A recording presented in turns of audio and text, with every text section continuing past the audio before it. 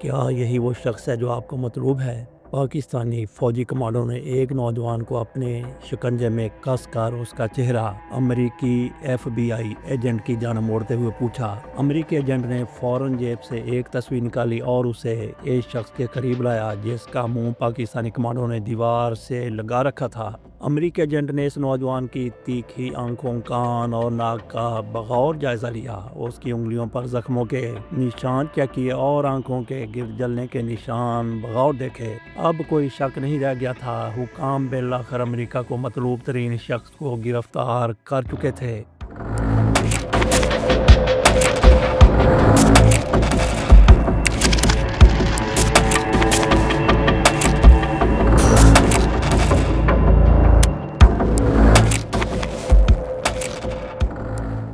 7 فروری 1995 کی صبح لگ بھگ 10 بجے پاکستان کے دارالحکومت اسلام آباد کے سیکٹر F72 میں واقع سوکاسا گیسٹ ہاؤس کا امریکی CIA اور FBI کے انٹیلیجنس اہلکاروں نے پاکستانی SHG کمانڈوز کی مدد سے گھیراؤ کر لیا تھا۔ ان کا ہدف گیسٹ ہاؤس کی دوسری منزل کے کمرہ نمبر 16 میں مقیم 27 سالہ پاکستانی نژاد کویتی نوجوان رمزی یوسف تھا، جو امریکی حکومت کو 2 سال قبل 26 فروری 1993 کو امریکہ کے شہر نیو یارک میں واقع ورلڈ ٹریڈ سینٹر پر کار بم حملے سمیت دیگر جرائم میں مطلوب تھا۔ برطانوی صحافی مصنف سیمن ریو کی رمزی یوسف پر لکھی گئی کتاب کے مطابق 5 امریکی انٹیلیجنس اہلکاروں نے 7 پاکستانی کمانڈوز کے ہمراہ گیسٹ ہاؤس کے کمرے میں گھس کر رمزی یوسف کو قابو کر کے ہتھ کڑیوں میں جکڑ لیا تھا۔ کیا یہی وہ شخص ہے جو آپ کو مطلوب ہے؟ پاکستانی فوجی کمانڈو کے اس سوال پر امریکہ سے خصوصی طور پر آئے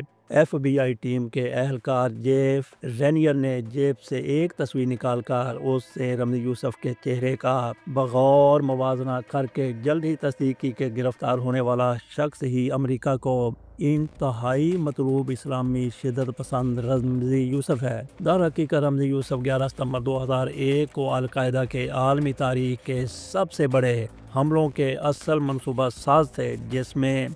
ورلڈ ٹریڈ سینٹر کو مکمل طور پر زمین بوس کر دیا گیا تھا۔ رمزی یوسف نے 26 فروری 1993 کو ٹرک بم حملے کے ذریعے ورلڈ ٹریڈ سینٹر کو گرانے میں ناکامی پر اس عمارت کو طیاروں کے ذریعے تباہ کرنے کا منصوبہ بنایا تھا، جسے 2001 میں القاعدہ کی مدد سے رمزی یوسف کے ماموں خالد شیخ محمد نے تکمیل تک پہنچایا۔ امریکہ میں 26 فروری 1993 کے ورلڈ ٹریڈ سینٹر پر بم حملے کے بعد رمزی یوسف اپنے اصل نام عبدالباسط کریم پر بنے پاسپورٹ کے ذریعے امریکہ سے کراچی فرار ہوئے تھے، اور اس طرح امریکی انٹیلیجنس اداروں کو ان کی اصل شناخت کا پتہ لگ گیا تھا۔ شناخت پتہ چلنے کے بعد امریکہ نے پاکستانی حکومت سے رمزی یوسف کی گرفتاری میں مدد کے لیے رابطہ کیا، اور اس وقت پاکستان کے وفاقی تحقیقاتی ادارے FIA کے ایک ڈائریکٹر رحمان ملک کو رمزی یوسف کی گرفتاری کا مشن سونپا گیا۔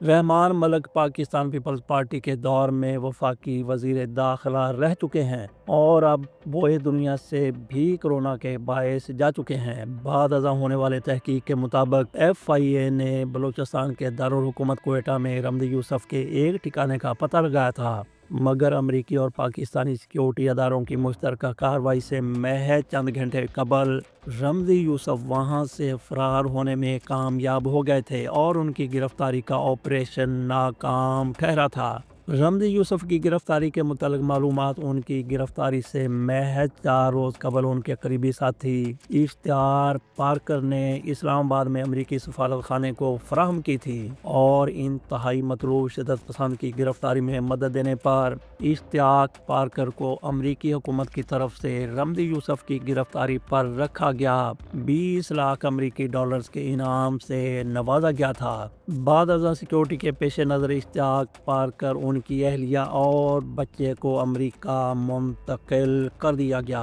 اس وقت پاکستان کی وزیر اعظم بے نظیر بھٹو کی بعد میں شائع ہونے والی تحریر کے مطابق رمزی یوسف نے 1993 کے الیکشن سے قبل اور اس کے دوران 2 مرتبہ انہیں یعنی بینظیر بھٹو کو بم دھماکے میں ہلاک کرنے کا منصوبہ بنایا تھا، جس میں وہ ناکام رہا تھا۔ اسی لیے رمزی یوسف نے گرفتاری کے بعد تفتیش کاروں کو بتایا تھا کہ ان کا خیال تھا کہ شاید پاکستانی اداروں نے انہیں بینظیر بھٹو پر ہونے والی حملوں کے سلسلے میں گرفتار کیا تھا۔ اپنی گرفتاری کے وقت رمزی یوسف اس بات سے بے خبر تھے کہ انہیں دراصل امریکی انٹیلیجنس کے اداروں کی خفیہ معلومات پر پاکستانی سیکورٹی فورسز گرفتار کر کے امریکہ کے حوالے کر رہی ہے۔ گرفتاری کے بعد رمزی یوسف کی امریکہ منتقلی پاکستان کی تاریخ کا اپنی نوعیت کا پہلا آپریشن تھا کہ جس میں امریکی انٹیلیجنس اداروں نے اپنے ایک ایسے مجرم کو پاکستانی سرزمین سے گرفتار کر کے بغیر عدالتی کارروائی امریکہ منتقل کیا تھا، جو کہ ایک لحاظ سے پاکستانی شہری بھی تھے اور جن کا پاکستان کے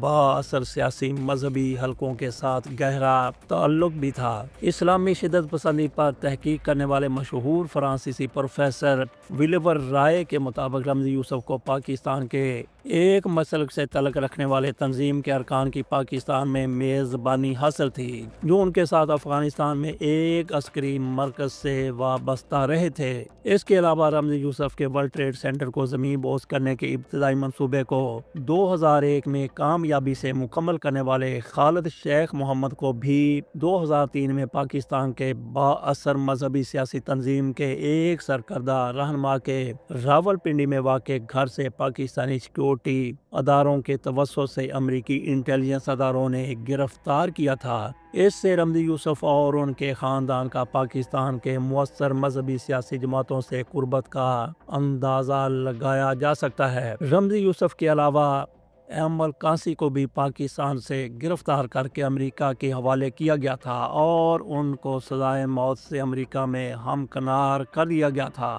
امریکی اہلکاروں کا پاکستانی دارالحکومت سے رمزی یوسف کو گرفتار کر کے امریکہ لے جانے پر حکومت مخالف سیاسی اور خصوصاً مذہبی طبقہ سے وزیر اعظم بینظیر بھٹو کے متعلق شدید رد عمل آیا تھا۔ بینظیر بھٹو کی تحریروں کے مطابق رمزی یوسف کی گرفتاری کے رد عمل میں اسی سال نومبر کے مہینے میں القاعدہ نے اسلام آباد میں واقع مصری سفارتخانے پر پاکستان کی تاریخ کا سب سے پہلا خودکش ٹرک بم حملہ کیا تھا۔ محترمہ بینظیر بھٹو نے 1999 میں اپنی ایک تقریر میں انکشاف کیا تھا کہ بعد میں ان کے قریبی ساتھی رحمان ملک کو در حقیقت رمزی یوسف کی گرفتاری کی پاداش میں کار چوری کے ایک جھوٹے مقدمے میں گرفتار کیا گیا تھا، جو بینظیر بھٹو کے بقول دراصل رمزی یوسف کے ملک میں ہم فکر حلقوں کی خوشنودی حاصل کرنے کے لیے تھا۔ ستمبر 1992 میں رمزی یوسف امریکہ منتقل ہوئے تھے، جہاں انہوں نے 7 فروری 1993 کو امریکہ میں مقیم اپنے عرب نیاز ساتھیوں کی مدد سے ورلڈ ٹریڈ سینٹر کو ایک بم ٹرک حملے کے ذریعے نشانہ بنایا۔ رمزی یوسف کے ان ساتھیوں کا تعلق مصر اور فلسطین سے تھا جو برسوں سے امریکہ میں مقیم تھے۔ رمزی یوسف اور ان کے ساتھیوں نے دیگر ہزاروں غیر ملکی شدت پسندوں کی طرح افغانستان اور پاکستان میں واقع شدت پسندوں کے عسکری مراکز میں وقت گزارا تھا، جہاں یہ تمام افراد افغانستان جہاد میں شمولیت کے لیے اکٹھے ہوئے تھے۔ سوویت افواج کے افغانستان سے انخلا کے بعد اسلامی شدت پسندوں کو یہ باور کرایا گیا تھا کہ اب ان کا اگلا ہدف امریکہ ہوگا، جو کہ ان کے بقول مسئلہ فلسطین سمیت اسلامی دنیا کے تمام مسائل کا اصل ذمہ دار ہے۔ اس کے ساتھ عراق کویت جنگ کے دوران سعودی حکومت کی درخواست پر امریکی فوج کا سعودی عرب میں فوجی مراکز میں قیام نے ان شدت پسندوں کے امریکہ مخالف نفرت میں شدید اضافہ کیا تھا۔ انہی امریکہ مخالف شدت پسندوں میں ایک رمزی یوسف بھی تھے۔ 9/11 کمیشن رپورٹ کے مطابق رمزی یوسف نے امریکی تفتیش کاروں کو گرفتاری کے بعد بتایا تھا کہ ان کا اندازہ تھا کہ ورلڈ ٹریڈ سینٹر پر حملے کے نتیجے میں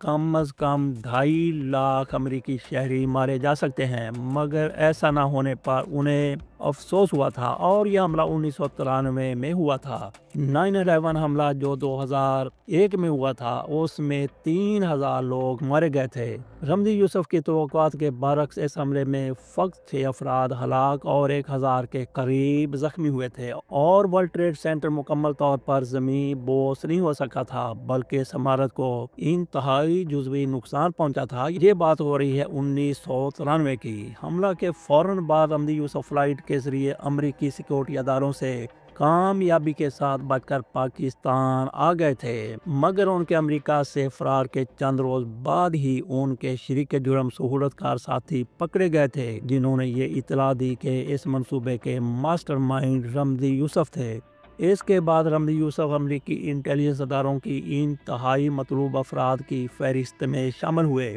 9/11 کمیشن رپورٹ کے مطابق رمزی یوسف نے امریکہ سے نکلنے کے بعد اپنے ماموں خالد شیخ محمد کے ساتھ مل کر امریکی اقتصادی اہداف کو نشانہ بنانے کا منصوبہ بنایا، کیونکہ ان کا ماننا تھا کہ امریکہ میں موجود اقتصادی اہداف کو نشانہ بنا کر وہ امریکہ کی مسلم مخالف خارجہ پالیسی میں تبدیلی لانے کے لیے دباؤ بڑھا سکیں گے۔ امریکہ کے وفاقی تحقیقاتی ادارے FBI کے سابق سینئر اہلکار علی سفیان کی خودنوشت کے مطابق گرفتاری کے بعد ورلڈ ٹریڈ سینٹر کے اوپر سے پرواز کے دوران رمزی یوسف نے اس عمارت کی طرف اشارہ کرتے ہوئے امریکی اہلکاروں کو بتایا تھا کہ اگر ان کے پاس فنڈز کی کمی نہ ہوتی تو آج یہ عمارت کھڑی نہیں رہتی۔ بعد ازاں شاید انہیں فنڈز کی حصول کے لیے رمزی کے قریبی ساتھی خالد شیخ محمد نے مشن کی تکمیل کے لیے القاعدہ کے سربراہ اسامہ بن لادن سے رابطہ کیا، اور یہ رابطہ کامیاب ٹھہرا تھا۔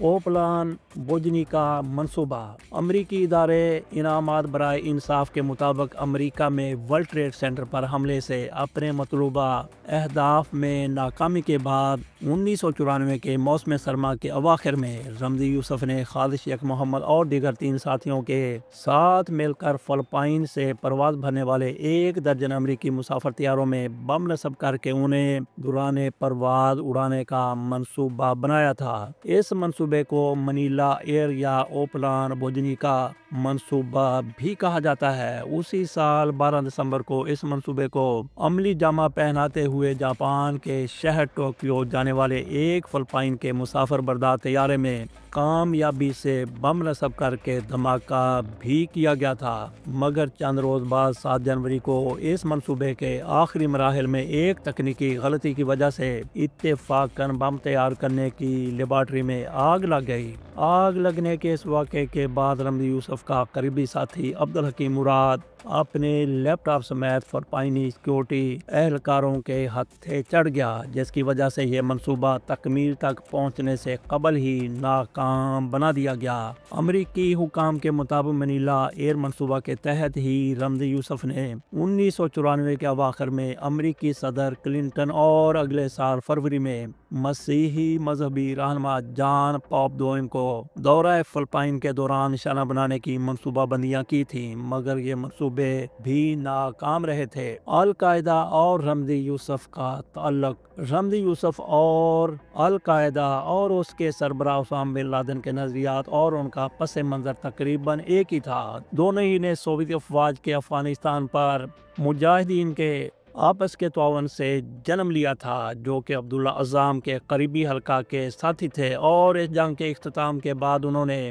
بتدریج امریکہ کے خلاف جنگ کا آغاز کیا تھا، مگر اس مواصلت کے باوجود رمزی یوسف کا کبھی اسامہ بن لادن یا ان کی تنظیم القاعدہ سے کوئی تعلق نہیں رہا تھا۔ 9/11 کمیشن رپورٹ کے مطابق رمزی یوسف کے ماموں اور بعد میں بن لادن کے دست راست بننے والے خالد شیخ محمد نے 9/11 حملوں کے بعد امریکی اہلکاروں کو دوران تفتیش بتایا تھا کہ رمزی یوسف کبھی القاعدہ کا رکن نہیں رہا تھا، اور نہ ہی انہوں نے کبھی القاعدہ کے سربراہ اسامہ بن لادن سے ملاقات کی تھی۔ خالد شیخ محمد کے بقول اسامہ بن لادن رمزی یوسف کے امریکہ مخالف منصوبوں سے کافی متاثر تھے، جن کی وجہ سے ہی انہوں نے سال 1996 کے اواخر میں مشرقی افغانستان کے صوبہ ننگرہار کے مشہور پہاڑی سلسلہ تورا بورا میں بن لادن سے ملاقات کی اور انہیں رمزی یوسف کے امریکہ مخالف بنائے گئے منصوبوں کے متعلق آگاہ کیا تھا۔ در حقیقت یہی وہ نقطہ تھا جہاں سے ان دونوں کے درمیان رمزی یوسف کے ہوائی جہازوں کے ذریعے امریکہ کے خلاف حملوں کے منصوبوں پر پیش رفت کا آغاز ہوا، جو کہ بالآخر سال 2001 میں ہونے والے 11 ستمبر کے عالمی تاریخ کے ہولناک حملوں کا سبب بنا تھا۔ اسامہ بن لادن نے اپنے بیانات میں ہمیشہ رمزی یوسف کو امریکہ کے خلاف عزائم کی وجہ سے بطور ایک رول ماڈل پیش کر کے ہمیشہ اس عزم کا اظہار کیا کہ رمزی کے فکری ساتھی امریکہ کے خلاف شروع کی گئی اس کی جنگ کو آگے بڑھائیں گے۔ بن لادن ان عزائم کا اظہار خصوصاً امریکی صحافیوں کے ساتھ 1998 میں افغانستان میں کیے گئے اپنے ان انٹرویوز میں کیا جو بعد میں امریکی ٹی وی چینلوں پر نشر کیے گئے تھے۔ ان انٹرویوز سے پتہ چلتا ہے کہ بن لادن کی سوچ پر رمزی یوسف کے منصوبوں کا اتنا اثر تھا کہ وہ اپنے بیانات میں رمزی کو امریکہ مخالف اسلامی شدت پسندوں کے لیے ایک ہیرو کی طرح بڑھا چڑھا کر پیش کرتے تھے۔